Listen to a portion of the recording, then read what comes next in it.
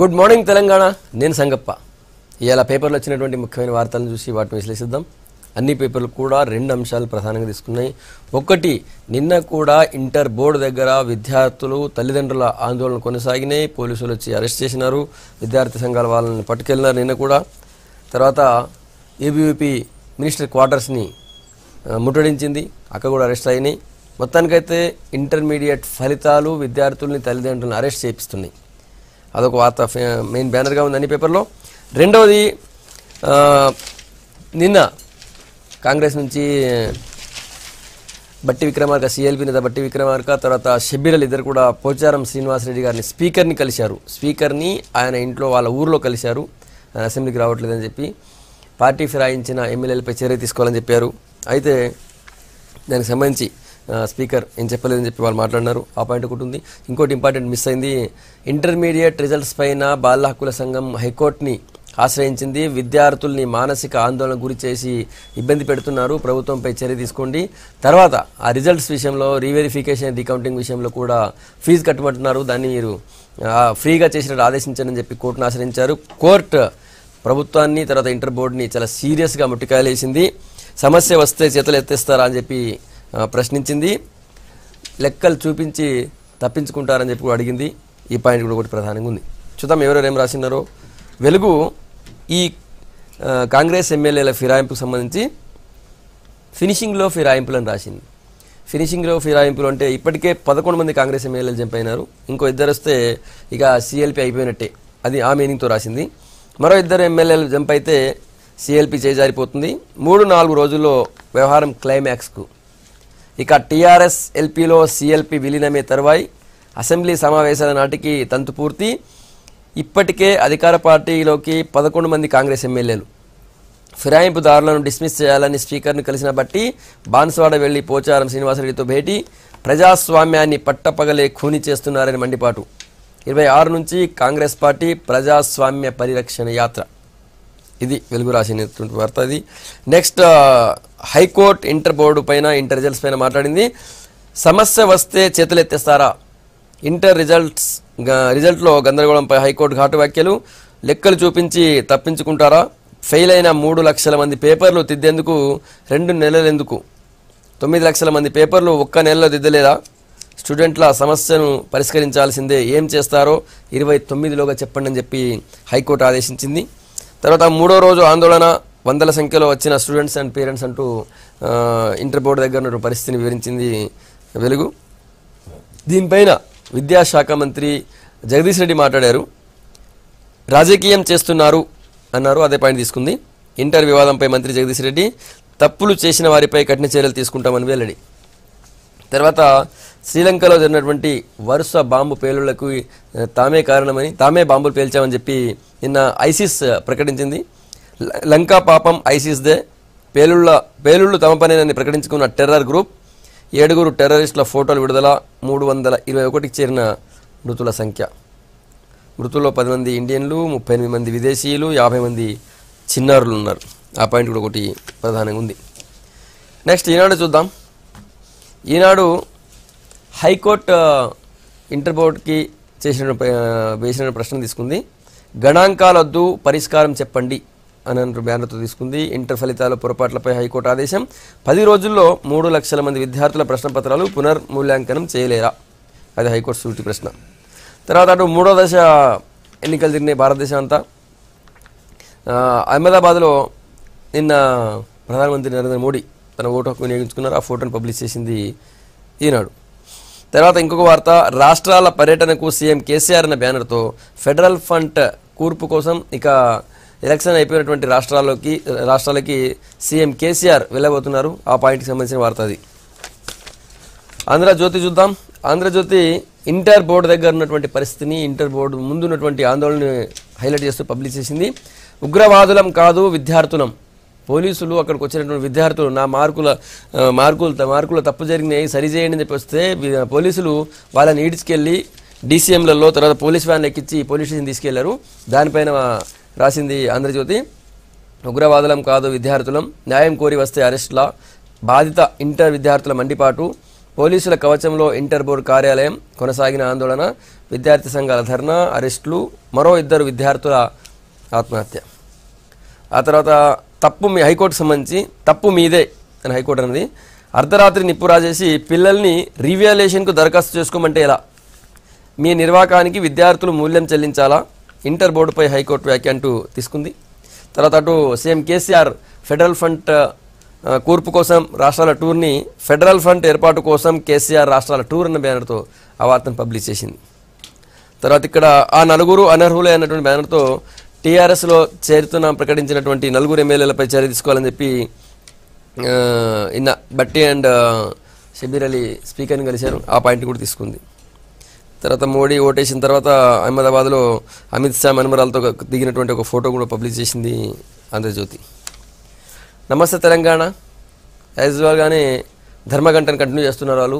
Revenue శాఖ పైన అవినీతి యుద్ధం, రెవెన్యూ శాఖలో ఉన్న అవినీతి పైన యుద్ధం, చెరువులో ప్లాట్ల దందా, రియల్టర్ల దాహానికి కుదించుకుపోయిన జలవనరు అంటూ తీసుకుంది నమస్తే తెలంగాణ.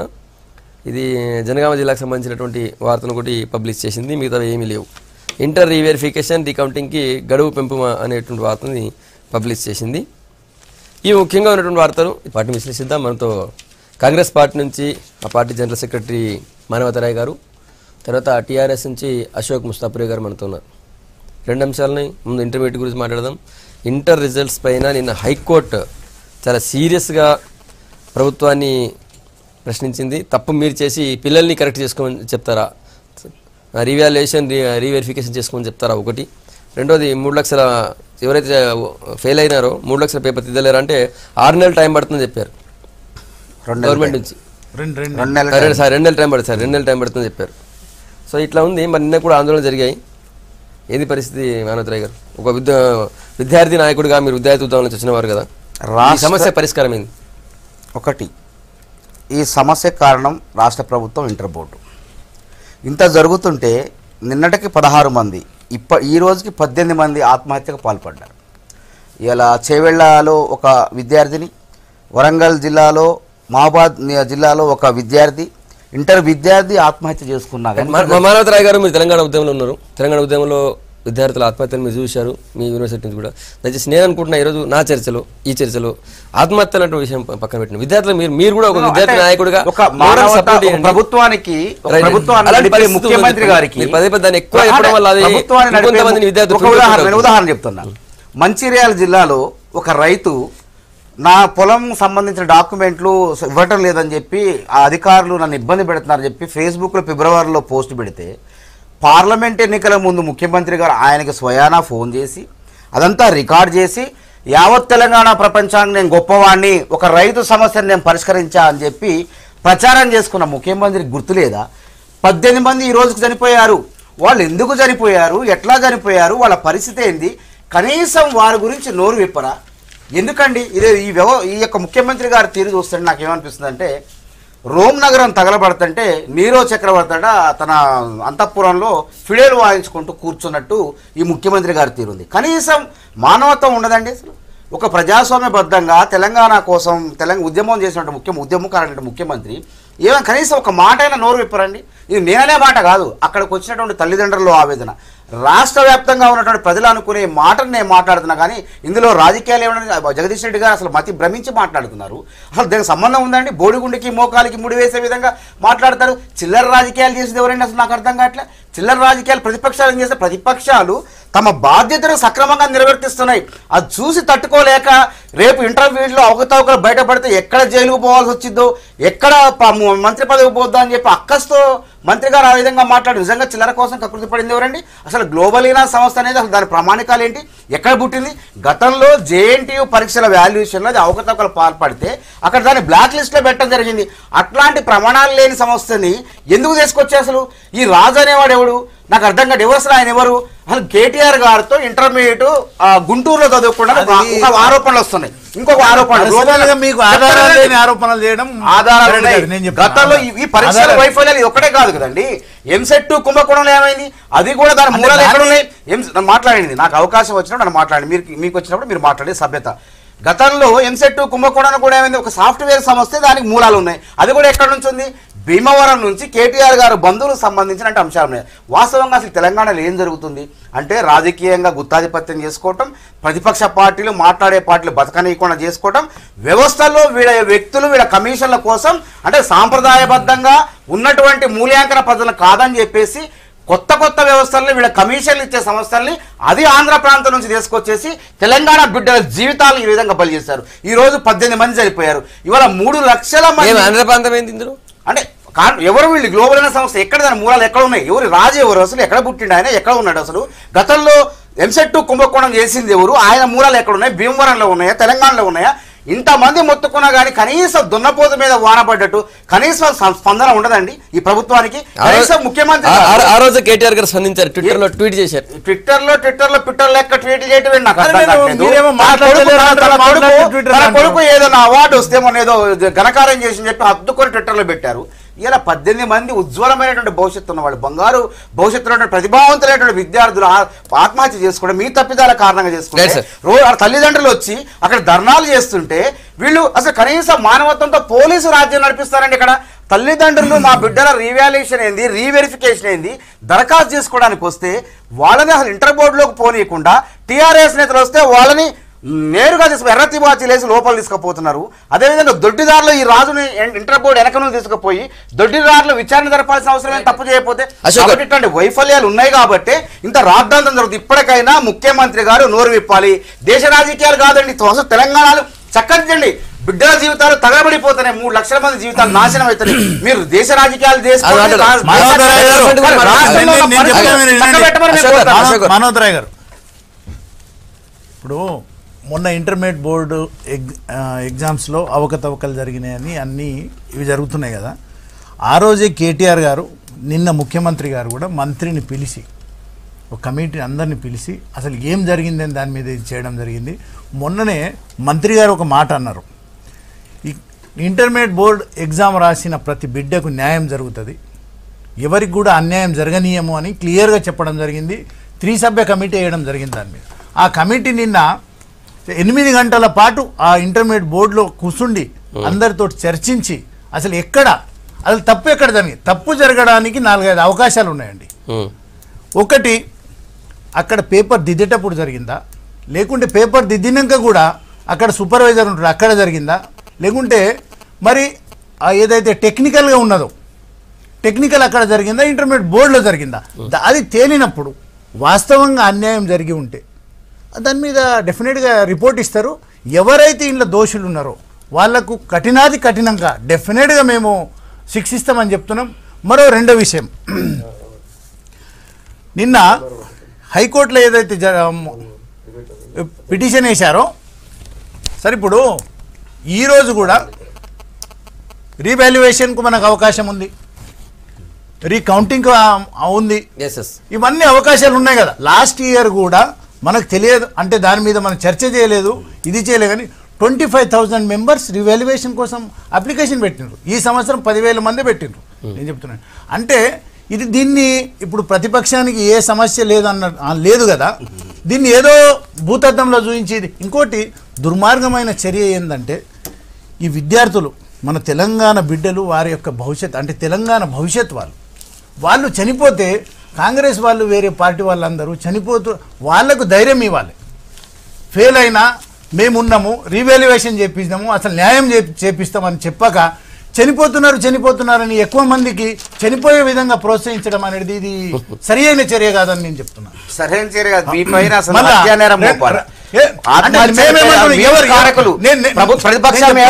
మీకు చేతగాక పరీక్ష జరగడం చేతగాక గత 5 సంవత్సరాలు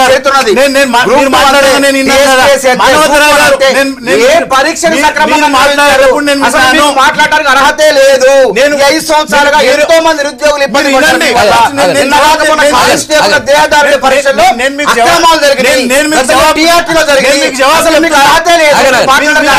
నేను జవాబు చెప్తున్నానండి.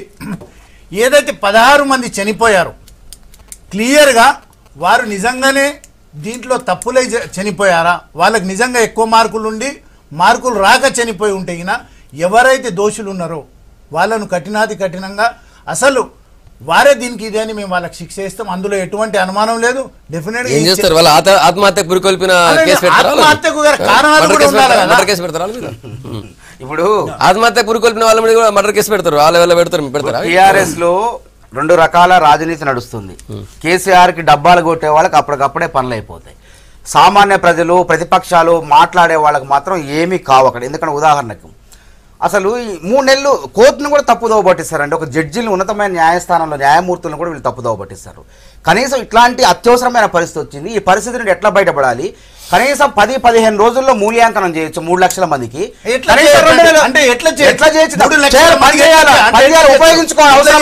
ఉపయోగించుకోవాలి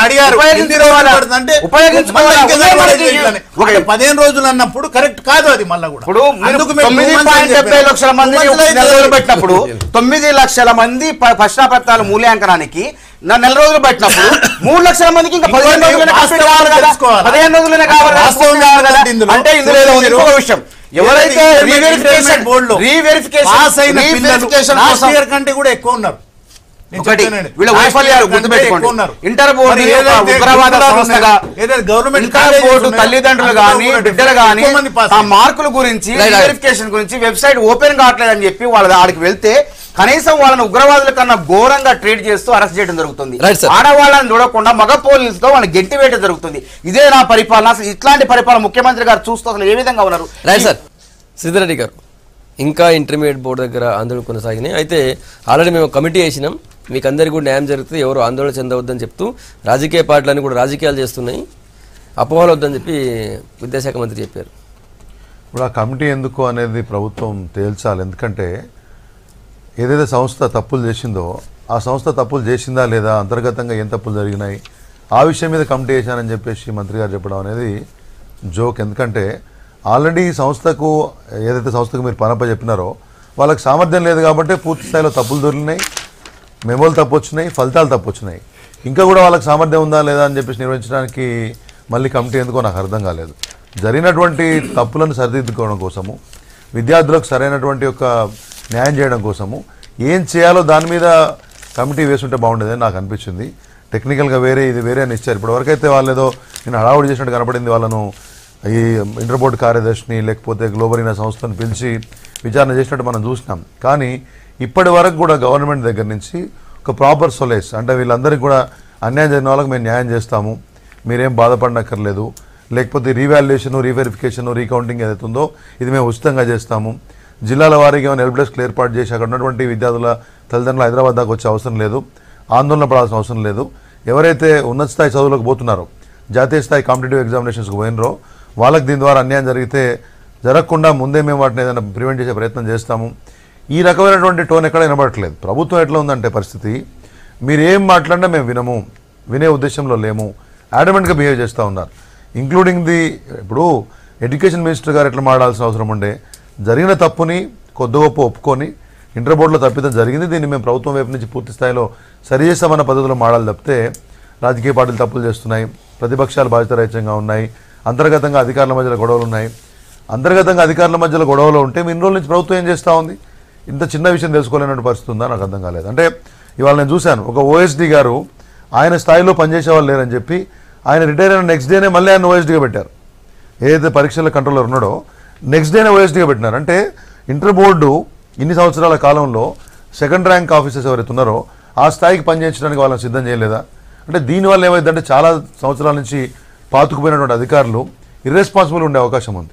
ఈవెన్ ఇంటర్ బోర్డు కార్యదర్శి కూడా ఈ మధ్యకాలంలో చాలాసార్లు పబ్లిక్ ఇంటర్ఫేస్ వచ్చినప్పుడు ఆయన మాట్లాడే భాష కానీ, టోన్ కానీ, మిగతా పద్ధతులు కానీ ఏవి కూడా విద్యార్థులకు వాళ్ళ తల్లిదండ్రులకు న్యాయం చేకూర్చే విధంగానో లేకపోతే వాళ్లకు కొద్ది గొప్ప సంజాయించే తిరిగి లేవు. కాబట్టి నేనేమంటున్నా అంటే ఈ కమిటీ సరే ఇప్పటిదాకా జరిగింది, సమస్య తెలిసింది, ఈ టెక్నాలజీ సరిగ్గా లేక తప్పులు జరిగినాయి, ఇప్పటి నుంచి ప్రభుత్వం చేసే ప్రతి పనిని మనందరం కూడా చూస్తాం, ఎంత బాధ్యతాయుతంగా వీళ్ళు చెప్పాల్సిన అవసరం ఉంది. ఈ 3 రోజుల వారం రోజుల కోర్టు కూడా ఇప్పటికే సీరియస్ అయింది. అన్ఫార్చునేట్లీ ఏంటంటే మన రాష్ట్రంలో ప్రతిదానికి కోర్టుకు పోవాల్సిన పరిస్థితి ప్రభుత్వం కల్పిస్తూ ఉంది. మీరు మీటింగ్ పెట్టుకోవాలంటే పర్మిషన్కు కోర్టుకు పోవాలా, ధర్నా చేయాలంటే కోర్టుకు పోవాలా, ఏ అంశమైనా కానివ్వండి అది మీరు కోర్టుకు పోతే కానీ తేలని పరిస్థితి. ఎందుకంటే government is not in a position to hear you, వాళ్ళు వినడానికి సిద్ధంగా లేరు. కాబట్టి ఇప్పటికే నా ఉద్దేశం ఏంటంటే ఈ రాబోయే వారం రోజులలో జరిగిన తప్పులను సరిదిద్దేలాగా ప్రభుత్వం ఏం చేస్తుందనే విషయం మీద విధంగా సీఎం ముందుకు వచ్చి చెప్పాలి. ఎందుకంటే మీరు ఎడ్యుకేషన్ మినిస్టర్ వరకు చెప్పినా కానీ ఏ మేరకు కూడా రాష్ట్రంలో ఒక సొలేస్ రాలేదు, ఒక కంఫర్ట్ రాలేదు విద్యార్థుల తల్లిదండ్రులలో. ఇవాళ అట్లీస్ట్ ప్రభుత్వంలో ఉన్న సీనియర్ పెద్దలు రావాలి, బయటికి రావాలి, విషయం చెప్పాలి. ఏ విషయాల మీద మీరు పూర్తిస్థాయి విచారణ జరుపుతున్నారు, వాటికి సొల్యూషన్ అవుట్పుట్ ఏ ఉండబోతోంది అనే విషయం మీద మాట్లాడితే బాగుంటుందని నా ఉద్దేశం. మనోజ్ రావు గారు నేను కమిటీ చేశారా? కమిటీ కూడా చాలా దాదాపు 7-8 గంటలు. దానివల్ల ప్రయోజనం లేదు. ఐఐటి ప్రొఫెసర్స్ ఉన్నారు, చాలా సీనియర్ ప్రొఫెసర్లు ఉన్నారు. ఏ ప్రొఫెసర్లు ఉన్నా అక్కడ చేయాల్సింది ప్రక్షాళన చేయాలి. ఫస్ట్ ఓదార్చాలి, తల్లిదండ్రులు ఓదార్చాలా. ఎవరైతే భరోసా ఇవ్వాలా, రీవెరిఫికేషన్ కోసం ఎవరైతే దరఖాస్తు చేసుకున్నారో వాళ్ళు కనీసం వాళ్ళ ఫీజు లేకుండా కనీసం నామమాత్రం వాళ్ళ ఫీజే తీసుకోవద్దు, వాళ్ళకి ఎటువంటి రుసుములు తీసుకోవద్దు. వాళ్ళ రుసుము తీసుకోకుండా వాళ్ళ జవాబు పత్రాలని జిరాక్స్ పేపర్లు ఇవ్వాలా. అట్లాంటి ఇవ్వకపోవటం వల్లే ఎవరైతే నిన్న అంతకుముందు వెబ్సైట్ ఓపెన్ కావటం లేదు, వెబ్సైట్లు ఎందుకు ఓపెన్ కావట్లేదని ఇంటర్ బోర్డు కార్యాలయానికి వస్తే పోలీసులు అరెస్ట్ చేయడం ఇది అనైతిక చర్య. ఇట్లాంటి చర్యలు లేకుండా వెబ్సైట్ వెంటనే ఓపెన్ అయ్యే తెరుచుకునే విధంగా అభ్యర్థుల లోపాలుండి ఇంటర్ బోర్డుకు వస్తే వాళ్ళ సాధారణంగా లోపలికి ఆహ్వానించి వాళ్ళ సమస్యను పరిష్కరించే విధంగా చూడాలి. అదేవిధంగా జవాబుదారీతనం ఉండాలి. ఈ ప్రభుత్వంలో మేము గత 5 సంవత్సరాల్లో పరిశీలించింది ఏంటంటే ఎక్కడ పొరపాటు జరిగినా అక్కడ సస్పెన్షన్ కానీ జవాబుదారీతనం లేదు.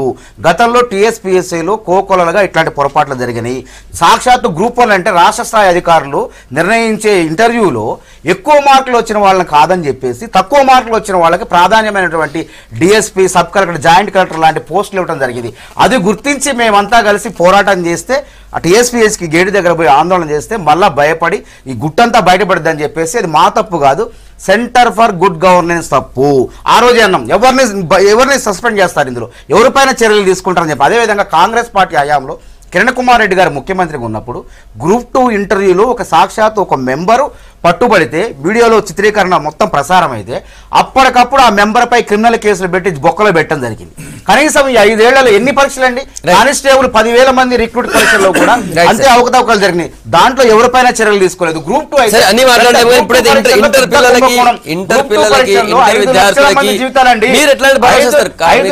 అయితే జీవితాలతో చెలగాటమాడింది. మా బాధ్యత మేము సక్రమంగా నిర్వర్తిస్తాను అంటే వీళ్ళని ప్రశ్నించకూడదా?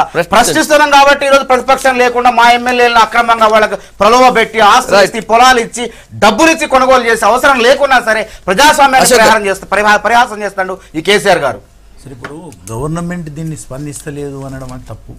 మేము ఇమీడియట్గా స్పందించి ఆ రోజే మంత్రి గారు చెప్పారు, ఎక్కడ కూడా ఎవరికి అన్యాయమైనా మేము దానికి న్యాయం చేస్తామని. ఇమీడియట్గా దాన్ని 3 సభ్య కమిటీలో వేసినటువంటి వారు కూడా చాలా నిపుణులు, సాంకేతికంగా వారికి బాగా తెలుసు.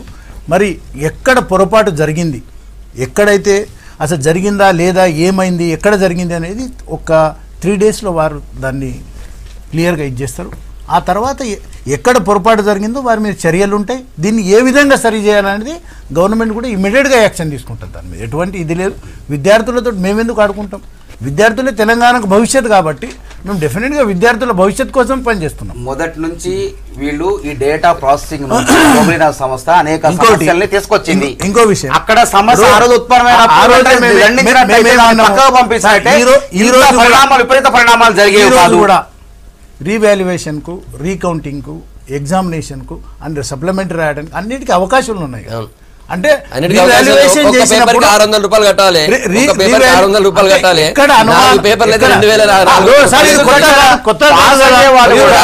లాస్ట్ ఇయర్ కూడా 25,000 మెంబర్స్ కట్టారు. లాస్ట్ ఇయర్ ఎవరు కూడా ఆత్మహత్యలు చేసుకోలేదు. ప్రతిభావంతులైన విద్యార్థికి 0 మార్కు రాలేదు, ఆత్మహత్య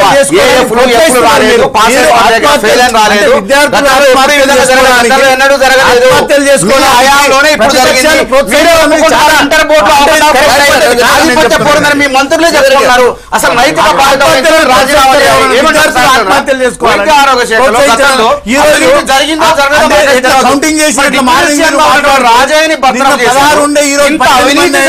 ఇంతమంది చనిపోయినా సరే విద్యాశాఖ మంత్రి, ముఖ్యమంత్రి ఎందుకు బర్తరఫ్ చేయడానికి మేము ప్రశ్నిస్తున్నాం. Right sir. అంటే మీరు ఏమన్నారంటే గతంలో కూడా రీకౌంటింగ్, రీవెరిఫికేషన్ అనేది ప్రతి సంవత్సరం ఉంది. అవకతవకలు ప్రతి సంవత్సరం జరగలేదు కదా, అది కూడా అర్థం చేసుకోవాలి కదా. అంటే అవకతవకలు ఏ విధంగా ఎక్కడ జరిగినాయి లేదా అనేది కమిటీ కదా. కాకపోతే ఇప్పుడు జరిగినాయి అనే విషయం స్పష్టమైంది. 99 మార్కులు వచ్చిన వాళ్ళకి 0, మళ్ళీ సరి చేసుకుంటే 99 వచ్చినాయి. మీరు రీవెరిఫికేషన్గా దరఖాస్తు చేసుకోకుండానే ఇవాళ విద్యాశాఖ కార్యదర్శి చెప్పారు, మేము పేపర్లు తెప్పి చూపిస్తే ఆమెకు మార్కులు ఎక్కువ వచ్చినాయి, మానవ తప్పిదం, బబ్లింగ్లో తప్పేశారని చెప్పేసి. మరి ఇవన్నీ చేయాలంటే ఆ విద్యార్థి తప్పిదం లేకుండా డబ్బులు కట్టి చేయించుకోవాల్సిన అవసరం ఎందుకు రావాల్సి వస్తుంది? వేలాది మంది విద్యార్థులు ఉండొచ్చు, అందరికి కూడా కట్టే సామర్థ్యం ఉండొచ్చు, స్తోమత ఉండకపోవచ్చు. ఒకసారి బ్లాంకెట్గా మీరు recounting, reverification, revaluation blanket approval ఇచ్చేసేయండి. ప్రభుత్వం వైపు నుంచి ఈసారి తప్పిదం జరిగింది కాబట్టి అందరూ ఎవరు కూడా రుసుము చెల్లించకుండా మీరు చేయాలని చెప్పండి. దానికి ఒక 15 రోజులు 15 రోజులు టైం పడుతుంది. మీరు నేషనల్ లెవెల్ కాంపిటేటివ్ ఎగ్జామినేషన్స్ వాళ్ళకి ఎవరికైతే ఉందో యూ కెన్ రైట్ ప్రభుత్వం మీద ఒక విజ్ఞప్తి రాయొచ్చు, అభ్యర్థన రాయొచ్చు. ఈ పరిస్థితి ఉంది, కన్సిడర్ దెమ్, లేకపోతే సబ్జెక్ట్ టు ది వెరిఫికేషన్ అని చెప్పొచ్చు. విద్యాశాఖ అర్థం కావట్లేదు. అసలే విద్యార్థులు ఈ బోర్డు వల్ల చేసిన తప్పిదాలకు మూలిగే నక్కమే తాటికాయ పడ్డట్టు సతమతం అవుతుంటే ఆయన ఏమంటాడు, ఫెయిల్ అయితే మీరు డ్రైవింగ్ చేసుకోండి, ఐటీఐలో జాయిన్ కానీ అంట. మరి మీ బిడ్డలను అట్లే చేసుకుంటారా? అంటే మీరు కూడా అదే విధంగా కష్టపడి చదువుకొని వచ్చారు కంటే వేరే బిడ్డలు చదువుకోవద్దా?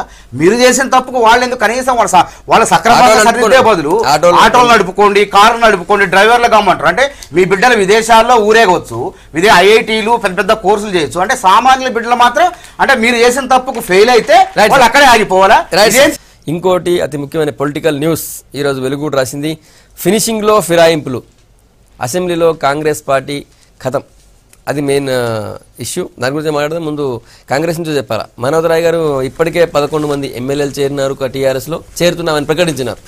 ఇంకో 2 అయితే సిఎల్పి చీలిపోయి వాళ్ళదే బలమైనటువంటి ఎల్పీగా ఉంటుంది, సో వాళ్ళు ఎటనే చేరొచ్చు. అప్పుడుగా మీ ఫిరాయింపుల చట్టం పనిచేయదు, వాళ్ళ మీద యాక్షన్ తీసుకునే అవకాశం ఉండదు. కేసీఆర్ గారి కక్కుర్తికి ప్రజాస్వామ్యం ప్రమాదంలో పడింది. సరే, ఇది ఒక అందుకు మంచిదే.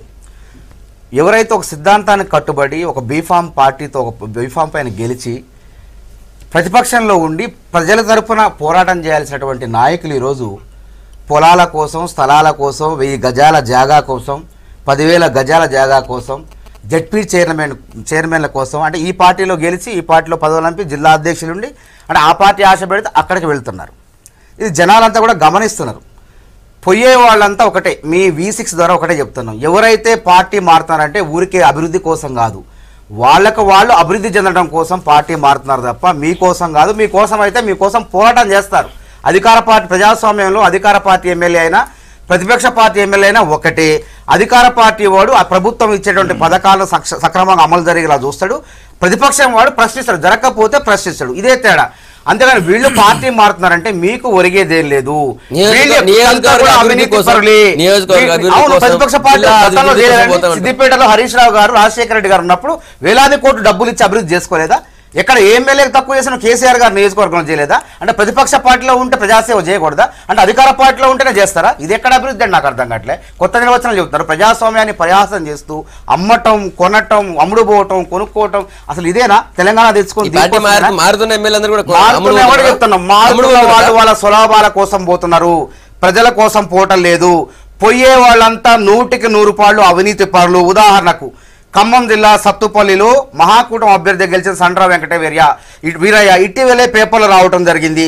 1000 గజాల 5 కోట్ల విలువ చేసే 1000 గజాల స్థలాన్ని ఆయన కట్టబెడతానంటే ఆయన పార్టీ మారటం జరిగింది. ఎమ్మెల్సీ ఎన్నికల్లో మద్దతు ఇస్తానంటం జరిగింది. కేసీఆర్ని కలిసి పుష్పగుచ్చాలు ఇవ్వడం జరిగింది. అదేవిధంగా గతంలో 2014 ఖమ్మంలో గెలిచినటువంటి ఏకైక Congress MLA Puvvada Ajay Kumar Mamata educational society పేరుతో మెడికల్ కళాశాలను వేలాది కోట్ల రూపాయలు ఆర్జిస్తూ ప్రజాధనాన్ని కాజేస్తున్నటువంటి ఆ ఎమ్మెల్యే గారికి 10,000 గజాలంటే ఈ రోజు మార్కెట్ వాల్యూ 50 కోట్ల పైచిలకు ప్రభుత్వ భూమిని కట్టబెట్టినందుకు ఆయన పార్టీ మారటం జరిగింది. ఇలా గండ్రా వెంకటరమణారెడ్డి గారు సతీమణి గారికి జెడ్పీ చైర్మన్ చేసినటువంటి కారణంతో ఈ రోజు పార్టీ మారడం జరిగింది. అసలు టీఆర్ఎస్ కార్యకర్తలు వాళ్ళు విప్లవం రావాలా? అసలు మీ అవకాశాలు వేరే పార్టీ వాళ్ళకి ఇవ్వటం ఏంటి? అసలు టీఆర్ఎస్ మీరు జెండా మోసి పార్టీ కోసం కష్టపడి ఇన్ని రోజులు కేసీఆర్ 20 ఏళ్లు మీ ఉద్యమంలో ఉన్నటువంటి మీకు దక్కన పదవులు కాంగ్రెస్ ఏ విధంగా వస్తారో నాకు అర్థం కావట్లేదు. ఇది నేరం, ఇది లోకాయుక్త లేదు కాబట్టి లోక్పాల్ పరిధిలోకి వస్తుంది.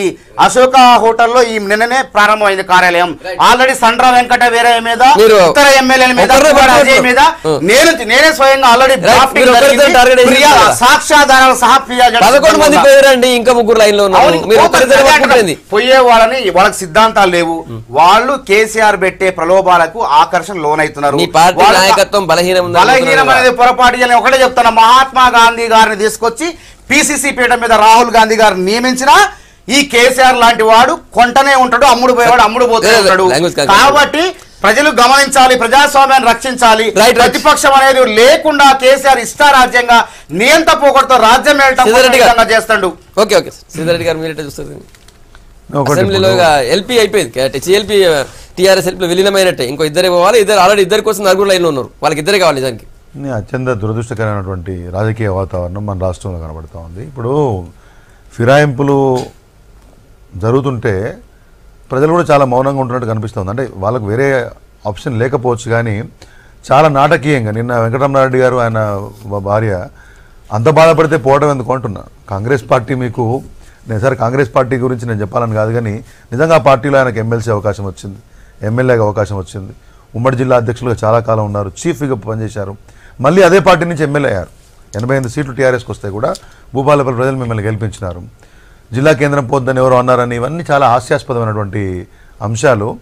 ఏం బలయంతో నాకు తెలియదు, లేకపోతే భార్యకు పదవి కావాలనేటువంటి ఆలోచన నాకు తెలియదు, కానీ పార్టీ వీడిపోవడం అనేది అంటే నిజంగా కూడా నిన్న చెప్పారు, అన్నిటికీ రాజీనామా చేస్తాను, అవసరమైతే ఎవరికి అవసరమైతే, మీకు అవసరమైతేనా, కేసీఆర్కి అవసరమైతేనా, భూపాలపల్లి ప్రజలకు అవసరమైతేనా, ఈ ఫిరాయింపులు చేసేటటువంటి నాయకులందరూ కూడా ఒకసారి ఆత్మావలోకనం చేసుకోవాలి. ఇక్కడ నేను సుధీర్ రెడ్డి లాంటి లీడర్ కూడా పోతే ఎల్బీనగర్లో చాలా ఆశ్చర్యపోయినాను. కొన్ని కుటుంబాలు కాంగ్రెస్ కుటుంబాలుగా లేకపోతే ఆయా పార్టీలకు అంటే ఎవరు చేస్తలేరు, మీ పార్టీ చేయట్లేదా, వస్తే చేసుకోవట్లేదా, ఎస్ చేసుకుంటున్నారు. ఇప్పుడు డీకే అరుణ గారు వచ్చారు, ఆమెకు మేము ఎంపీ టికెట్ ఇచ్చాము. అక్కడ she has not been in any position, ఆమె పొజిషన్లో లేరు. సుధాకర్ రెడ్డి గారు వచ్చారు.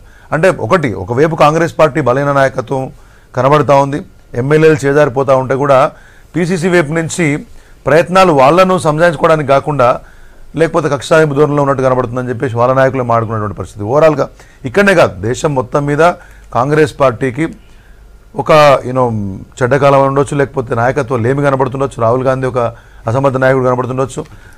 జనరల్గా గతంలో హైకమాండ్ నుంచి ఒక ఆదేశం వచ్చిందనో ఈ రకంగా కనబడుతుండేది కాంగ్రెస్ పార్టీ వ్యవహారశైలి అంతా కూడా. కానీ వాళ్ళ రాష్ట్రంలో సొంత ఎమ్మెల్యేలను కాపాడుకోలేని దైన్యస్థితిలో వాళ్ళకుంది. అవసరం ఉన్నా లేకున్నా ఫిరాయింపులను ప్రోత్సహిస్తున్నటువంటి యొక్క పరిస్థితి అధికార పార్టీలో ఉంది. అలా నావ ఎట్లుందంటే బాగా నిండితే తర్వాత పెరిగితే ఆటోమేటిక్గా అదే పరిస్థితి కనబడతా ఉంది. నిన్న ఒక లీడర్ అన్నాడు మోడల్ మారి మర్చిపోయినారు, ఇప్పుడు అంబాసిడర్ నుంచి ఇప్పుడు పెద్ద కారు వచ్చింది. అంబాసిడర్ కాదు, ఇప్పుడు ట్రక్ గుర్తు కావాలి వాళ్ళకి, ట్రక్కులో ఉండాలి. ఒక మాట మాత్రం వెంకయ్యనాయుడు గారు ఆ చెప్పినట్లు విత్ ఇన్ 3 months వాళ్ళు మొన్న రాజ్యసభలో శరద్ యాదవ్ లాంటి సీనియర్ నాయకుని మీద వేటేసేసారు ఆయన. అట్లాంటిది ఇక్కడ ఉన్నటువంటి స్పీకర్లు మీరు ఆత్మగౌరవంతో మీ రూల్ బుక్ ఎట్లుంటే అట్లా ఇప్పుడు మీకు స్పీకర్లు కానీ లేకపోతే with due respect to their constitutional post ఏదైతే ఉందో వాళ్ళకి స్వయం ప్రతిపత్తి ఉందో దాన్ని గౌరవిస్తూనే స్పీకర్ కానీ మండలి చైర్మన్ కానీ ఆత్మగౌరవంతో ప్రభుత్వ ఒత్తిడి లేకుండా మీ రూల్ బుక్ ఎట్లుంటే అట్లా మీరు బిహేవ్ చేయాల్సిన అవసరం మాత్రం కష్టంగా ఉంది. లేకపోతే డిఫెక్షన్స్ ఇవాళ వేరే వాళ్ళని మూస్తాయి, రేపు మిమ్మల్ని మూస్తాయి. సార్ ప్రతిపక్షాలకు ఒకటి తెలియడం లేదు, ఇప్పుడు టీఆర్ఎస్ పార్టీ కాంగ్రెస్ ఎమ్మెల్యేలు వస్తేనే మాకు గవర్నమెంట్ ఉంటుంది అనేది కాదు. మాకు 88 మంది మాకు ప్రజలు గెలిపించారు. కాంగ్రెస్ వాళ్ళ అభివృద్ధి కోసము అక్కడ ఉన్నటువంటి ప్రాంతం, నేను ఒక ఉదాహరణ చెప్తాను మీకు. ఫస్ట్ వచ్చింది మా సక్కు గారు, ఆదిలాబాద్ నుంచి ఎమ్మెల్యే ఉన్నారు, సక్కు గారు వచ్చారు. సక్కు గారు నేను కలిసి ఉన్నప్పుడు వారిని డిస్కషన్ చేశాను.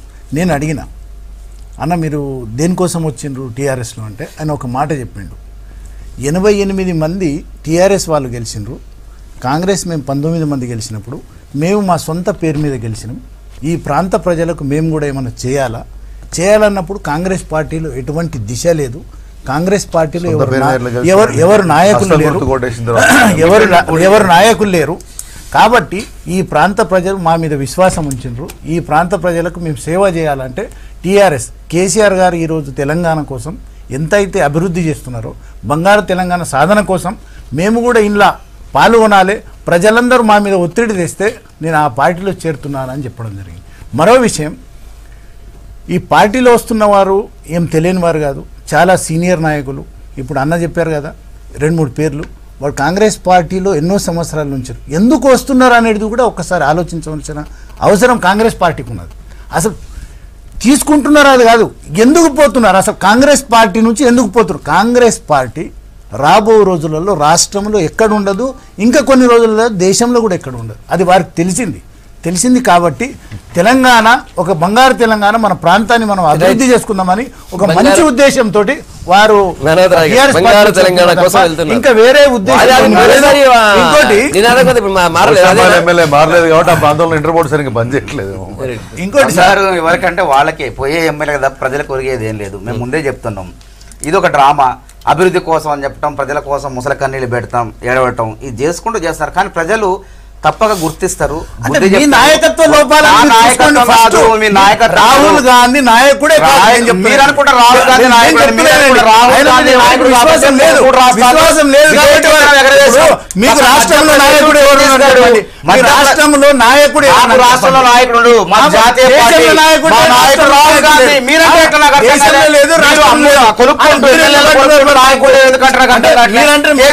పక్క రాష్ట్రంలో గెలిచిండా? నువ్వు పక్క రాష్ట్రంలో కూడా చేసావు. రాహుల్ గాంధీ గారు మన అక్రమంగా ఎన్నికల్లో గెలిచి మీరు ఈవీఎంలు మాయం చేసి రకరకాల యంత్ర తంత్ర మంత్రాలు ఉపయోగించి గెలిచి సైతం మీరు చేసినటువంటి పాపాలకు వాళ్ళు వికారాబాద్ కలెక్టర్ బలిగాడడం జరిగింది. హైదరాబాద్ లో ఈవీ ప్యాడ్లు మాయం చేసి ఈ రకరకాల ప్రయత్నాలు చేసి కాంగ్రెస్ పార్టీ కానీ తెలుగుదేశం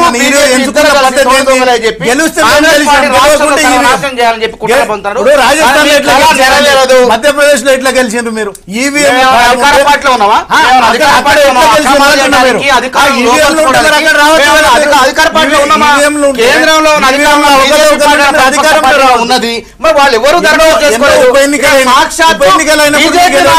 కిషన్ రెడ్డి గారు పోయి దరఖాస్తు చేసుకోవడం జరిగింది, తప్పులు జరిగిన అక్రమాలు జరిగినాయి, ఎన్నిక మళ్ళీ జరపడం అని చెప్పి ఇక్కడ కంప్లైంట్ చేశారు, అక్కడే కంప్లైంట్ జరిగింది అని గారు రామచంద్రరావు గారు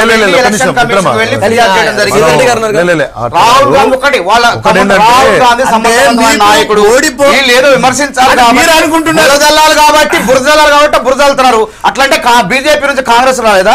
నాగేంద్ర రెడ్డి గారు కాంగ్రెస్ రాలేదా?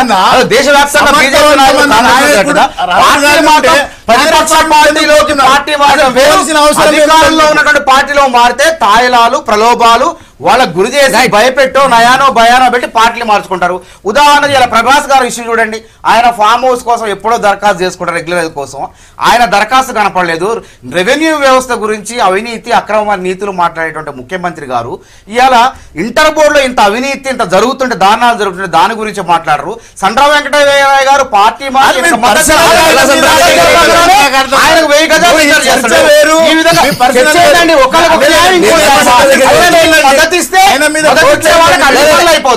మద్దతు వాళ్ళ పనులు కావా అంటే వాళ్ళు అంటే భయపెట్టి ప్రలోభ పెట్టి నయానో భయానో అధికారంలో ఉన్నారు. చూద్దాం ఇప్పుడు ఇంకా ఇంకో ఇద్దరు వస్తే ఎల్పీ విలీనం అవుతుంది. అది ఎప్పుడు చేస్తారు ఎట్లా చేస్తారు మరి వాళ్ళ చేతులు ఉంటుంది, టీఆర్ఎస్ చేతులు ఉంది. వాళ్ళు ఎప్పుడు తీసుకుంటారు అనేది వాళ్ళంతా అవినీతి పనులు ప్రజలు గమనించండి. వాళ్ళ స్వార్థం కోసం వాళ్ళ అభివృద్ధి కోసం వాళ్ళ పార్టీలు వీళ్ళు అవినీతి పరులు ఇట్లా చరిత్ర రిపీట్ అయింది. మళ్ళీ కాంగ్రెస్ ముగ్గురికి ధన్యవాదాలు. రేపు పొద్దుగాల మళ్ళా ఇదే టైం కలుద్దాం. Stay tune.